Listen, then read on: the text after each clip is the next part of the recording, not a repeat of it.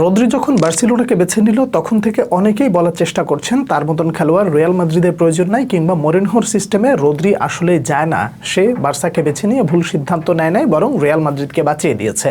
এই ধরনের 7-5 বুঝিয়ে আপনি হয়তোবা নিজেকে সান্ত্বনা দিতে পারেন, কিন্তু হার্শ রিয়েলিটি আপনি কখনোই মুছে ফেলতে পারেন না কিংবা আড়াল করতে পারেন না।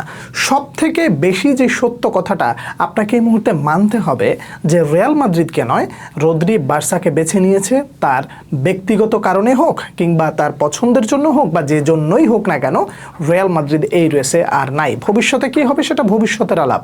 তবে এই মুহূর্তে একটা জিনিস আপনাকে বুঝতে হবে যে একটা দলে যদি রদ্রির মতন চ্যাম্পিয়ন ম্যাচুরড মেন্টালিটির খেলোয়াড় থাকে তাহলে নিঃসন্দেহে সেই দলটা অনেক বেশি অ্যাডভান্টেজ পেয়ে যাবে। এবং একই সাথে আপনার বুঝতে হবে যে লোকটা পেপ গার্দিওলার সাথে মানিয়ে নিতে পেরেছে এবং পেপ গার্দিওলার সিস্টেমের সাথে খুব ভালোভাবে গেছে, সে বার্সায় গিয়ে কতটা ভয়ঙ্কর হতে পারে সেটাও আপনার ভুলে গেলে চলবে না। একটা জিনিস খুব ভালো করে মাথায় রাখবেন, রদ্রি প্রথম দিক থেকে রিয়াল মাদ্রিদে আসতে চেয়েছিলেন এবং পরবর্তীতে তিনি রিয়াল মাদ্রিদের ঢিলে ঢালা প্রসেসের কারণে তিনি যে অন্যদিকে শিফট করেছেন বা বার্সেলোনাকে বেছে নিয়েছেন, এইটাকে আসলে আপনি কিভাবে দেখবেন, যেভাবেই মন চায় আপনি দেখেন না কেন, কিন্তু সত্যকে আপনি আড়াল করতে পারবেন না। বার্সেলোনা এই জায়গায় একটা ভালো কাজ করেছে কি জানেন, যেটা সত্যিকার অর্থে আপনি কখনোই অস্বীকার করবেন না, তা হলো হান্সি ফ্লিক এই পুরো প্রসেসটা দেখেছেন, ডেকো পুরো প্রসেসটা বোঝার চেষ্টা করেছেন এবং তার কাছে যে টিমমেটরা রয়েছে সেই টিমমেটরা তাকে কনভিন্স করতে সহায়ক ভূমিকা পালন করেছে এবং রদ্রি শেষ পর্যন্ত বার্সাকে বেছে নিয়েছে। আমি ওই জায়গাটায় যদি আপনি আমাকে বলেন তাহলে আমিও বলতাম যে রদ্রি যে সিদ্ধান্তটা নিয়েছে সেই সিদ্ধান্তটা কখনোই ভুল ছিল না। এখন রিয়াল মাদ্রিদের হয়ে যদি আপনি ভাবেন যে এই জায়গাটায় তাহলে রদ্রিকে যেহেতু আনার চেষ্টা করেছিল তাহলে বিকল্প কি আসলে অন্য কাউকে ভাবা যায় না, এইটাই হলো ভ্যালিড কোশ্চেন। কিন্তু যখন আপনার দল বা রিয়াল মাদ্রিদ যদি মিডফিল্ডার না এনে শুধু শুধু আপনাকে অপেক্ষায় রাখে তাহলে আপনার অবস্থাটা হবে কেমন জানেন? আপনি নিজেকে অনেক বেশি গ্রেটফুল ভাবতেই পারেন যে আমাদের ডিফেন্ডার কেনা হয়েছে, আমাদের ফরওয়ার্ড কেনা হয়েছে, আমাদের সব কিছু ভালো হচ্ছে। আপনার অবস্থাটা ঠিক কেমন হতে পারে আমি জানি না, ফিউচার আসলে কেউ বলতে পারে না, বাট প্রেডিকশন বা যেটা প্রয়োজন সেই জায়গাটা নিয়ে যদি কথা বলতে বলেন তাহলে রিয়াল মাদ্রিদের বর্তমান অবস্থা হচ্ছে ঠিক ফ্রান্সের কপি পেস্ট। কেন এই কথাটা বললাম? বিশ্বকাপের শুরুতে আপনি ওই ফ্রান্সের অ্যাটাকিং লাইন দেখে আপনার কাছে অনেক বেশি আহামরি এমন কিছু মনে হয়েছে যে এই ফ্রান্সকে হারাবে কে। আমিও তো বলেছিলাম এই ফ্রান্সকে আসলে হারাবে কে, কিন্তু সত্যিকার অর্থে সেই ফ্রান্সকে কি হারায় না স্পেন? এবার আসেন, যে স্পেন চ্যাম্পিয়ন হলো তারা কি দিয়ে চ্যাম্পিয়ন হয়েছে? ডিফেন্ড দিয়ে, মিডফিল্ড দিয়ে, নাকি ফরওয়ার্ড দিয়ে? ফরওয়ার্ড আপনাকে গোল এনে দেবে, গোল করাবে, ম্যাচ জেতাবে, কিন্তু ডিফেন্স আপনাকে কি জেতাবে? শিরোপা জেতাবে। এই কথাটা কিন্তু আমার না, এই কথাটা একজন লিজেন্ডারি কোচ বলেছেন।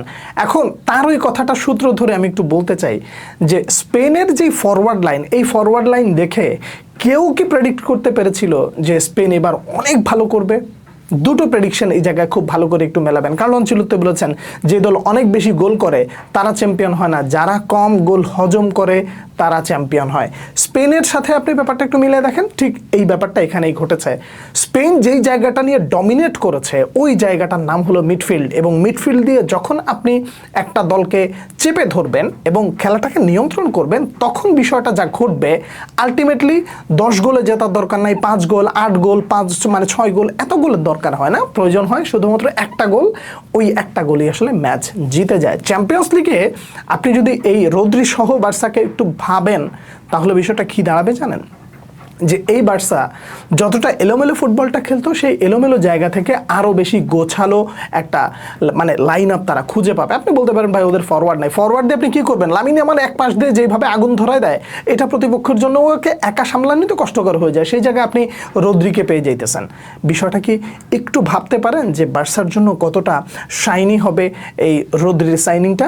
আপনাকে ভালো করে মনে রাখতে হবে মাঠে পেদ্রি রয়েছে, দানি ওলমো রয়েছে, সেই জায়গায় যখন রদ্রি যুক্ত হয়ে যাবে তখন এই বার্সার মিডফিল্ডটা হয়ে যাবে ডমিনেট করার মতন একটা মিডফিল্ড। আর মিডফিল্ড যখন ডমিনেট করে তখন সেই দলের ভালো করার চান্সেস অনেক বেশি বেড়ে যায়।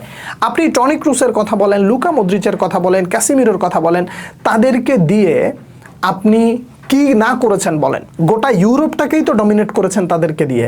তার কারণ এই মিডফিল্ড ছিল বিশ্বসেরাদের মিডফিল্ড, মানে বিশ্বসেরা মিডফিল্ড যদি বলেন তাহলে বোধহয় বিতর্কের খুব একটা জায়গা থাকবে না, যারা করবে তারা করতেই পারে, সবার মানে মতামতকে সম্মান জানানো উচিত। কিন্তু আমার কাছে ব্যক্তিগতভাবে মনে হয় যে এটা তো ছিল একটা বিশ্বসেরা মিডফিল্ড, আর সেই বিশ্বসেরা মিডফিল্ড দিয়ে আপনি কি করেছেন? উইথ ক্রিশ্চিয়ানো রোনালদো আপনি চ্যাম্পিয়ন হয়েছেন, উইদাউট ক্রিশ্চিয়ানো রোনালদো আপনি চ্যাম্পিয়ন হয়েছেন। এরপরে ক্যাসিমিরো, তারপরে হচ্ছে আপনার অন্যান্যরা যখন চলে গেল, লুকা মদ্রিচ দাঁড়িয়ে থেকে আপনাকে একটা চ্যাম্পিয়ন্স লিগ কিন্তু এনে দিয়েছে। তার মানে মিডফিল্ড হচ্ছে একটা গুরুত্বপূর্ণ ভাইটাল জায়গা, যেই জায়গাটায় আপনি কোনোভাবেই আপনি করতে পারেন না। বিগত দুটো সিজন রিয়াল মাদ্রিদ এই মিডফিল্ডে ধোকার কারণে আপনি যা কিছু ঘটেছে এই মিডফিল্ডের কারণেই তো। প্রতিপক্ষ এখন আপনারা ডরাই না, একদম আপনারা উড়ায় দেয়।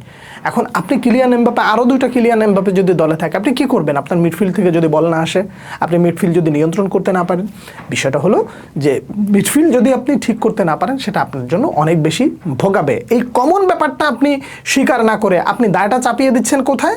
যে রদ্রিগো দরকার নাই, সে বার্সাকে বেছে না। আরে ভাই, পছন্দ তো প্রত্যেকটা মানুষেরই থাকে। সেই তো আবার শুরুর দিকে বলেছিল যে আমি রিয়ালে যেতে চাই, কিন্তু ধীর গতির কারণে যখন তার সিদ্ধান্ত পরিবর্তন হয়, এই দায়ভারটা আপনাকে স্বীকার করতেই হবে। সেটা আপনি যেমনে খুশি সেমনে করেন। ভাই, তরকারিতে মাছের সংখ্যার চেয়ে শাকের সংখ্যাটা কম, মানে বেশি থাকে, কিন্তু আপনি কখনো শাক দিয়ে মাছ ঢাকতে পেরেছেন কি? পারেননি। কোনাকাঞ্চি দিয়ে ভাই বের হয়ে যাবেই।